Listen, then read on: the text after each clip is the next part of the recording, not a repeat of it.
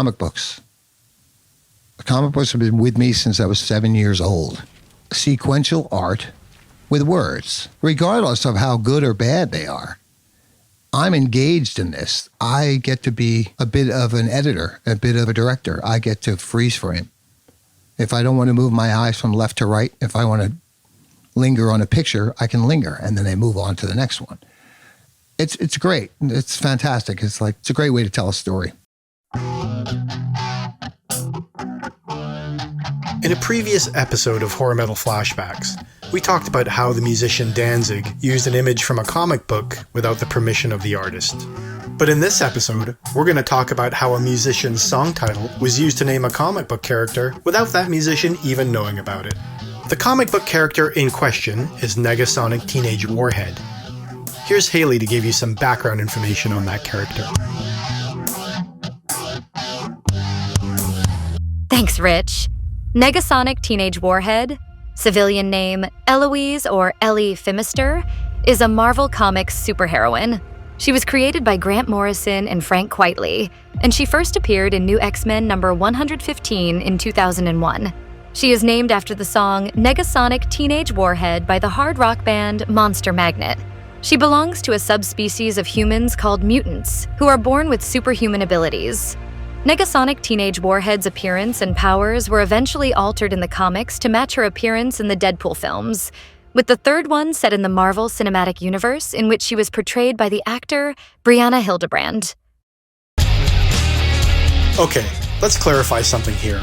Hard rock is a bit of a generic category for a band like Monster Magnet. I would describe them more as transformative psychedelic rock, which in turn gets dumbed down quite often to stoner rock, space rock, or simply psychedelic rock. Dave Windorf is the frontman, rhythm guitarist, and songwriter for Monster Magnet. The band was born out of the ashes of its previous incarnation, Dog of Mystery. Monster Magnet's debut album, Spine of God, was released in 1991. Teenage Negasonic Warhead became the band's first hit single after it appeared in the movie SFW. The song appeared on their 1995 album, Dopes to Infinity. Dopes to Infinity, huh? In 2014, Horror Metal Sound's founder, Kenneth Gallant, spoke to Dave Windorf about how the comic book author, Grant Morrison, immortalized Dave's hit song by naming his character after it. Well, the song Negasonic Teenage Warhead was actually a Marvel-created character for it. How did you feel about that? Oh, that was the best thing, and I couldn't believe it. I was like, oh my God. So completely humbled by the whole thing. When I saw that character, I was like, wow, this is amazing. I knew it had to be based on your song. It's just insane. I mean, and as a reader, as a comic book reader, right?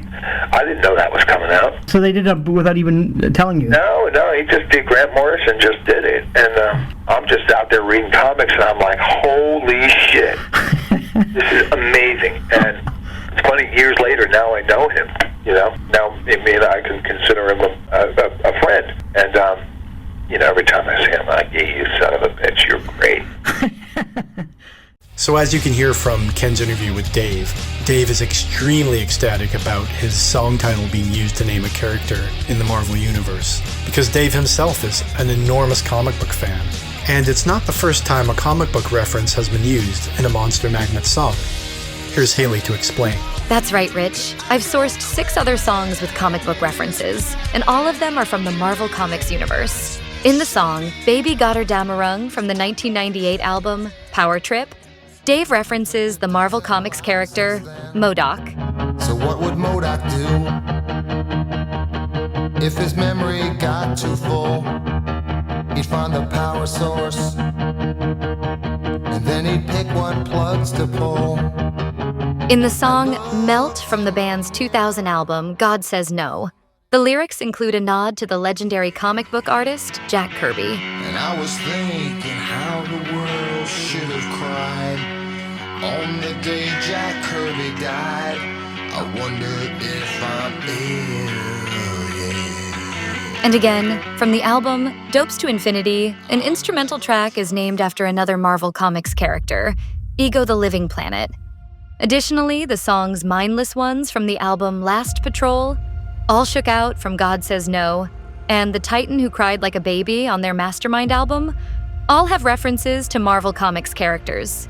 As the interview continues, Dave actually starts to ask Ken about his favorite comic book artists. What kind of art do you like? What was your time for your favorite art? Well, I'm like in my 40s, so for me, I grew up like stuff from the 70s and 80s.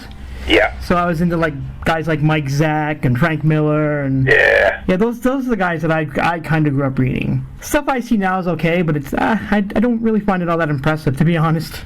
Well, it's not as cohesive as it used to be. Like, the whole thing isn't. Like, Marvel was on a roll. I mean, comics were on a roll in the 80s. Arguably the best time for comics ever. So if you had to be a kid at one time, that's the time to be. Yeah, exactly. I always feel like growing up in the 80s for like metal, music, comics has always been the best time. Yeah, the best time for comics ever. And I'm old. I mean, I started reading comics in the 60s, and there weren't that many. And it was great. It was a whole thing. But the 80s is where it all came, that's where it all came together. It was like, wow, they finally got their shit together.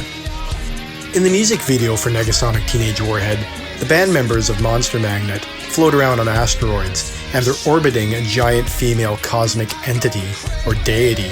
And this female cosmic deity is very ethereal looking, very trippy, and she has a shaved head. And she bears a striking resemblance, ultimately, to the character in the films. It should also be noted that the music video for Teenage Negasonic Warhead was directed by Gore Verbinski, who actually went on to direct several of the Pirates of the Caribbean films. There's no need to fear! Underdog is here!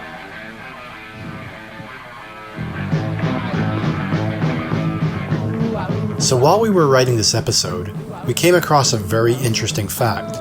Amazingly enough, Dave Windorf was a part of the Marvel Comics universe long before the formation of Monster Magnet. Back in the late 1970s, Dave was fronting a punk band known as Shrapnel. The band played gigs in New York quite frequently, and they were grooving in circles that eventually connected them with writers and artists in the comic book industry. Well, one night, when Shrapnel was playing the club CBGB's, the famous comic book writer, Denny O'Neil, showed up to watch the band. He brought along a young comic book artist that he was working with at the time. That artist was none other than Frank Miller. After the show, Denny and Frank thought it would be cool to write Shrapnel into one of their Spider-Man stories. And shortly after that, the band appeared in The Amazing Spider-Man, annual number 14, published in October 1980.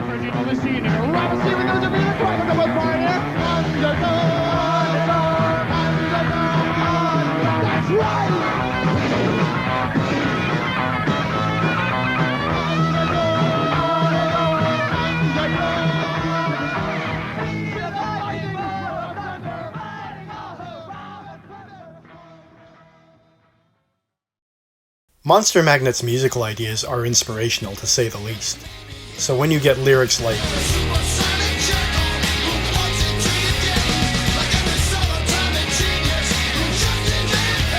then you know why Grant Morrison chose wisely when creating the comic book counterpart. Ultimately, art inspires art.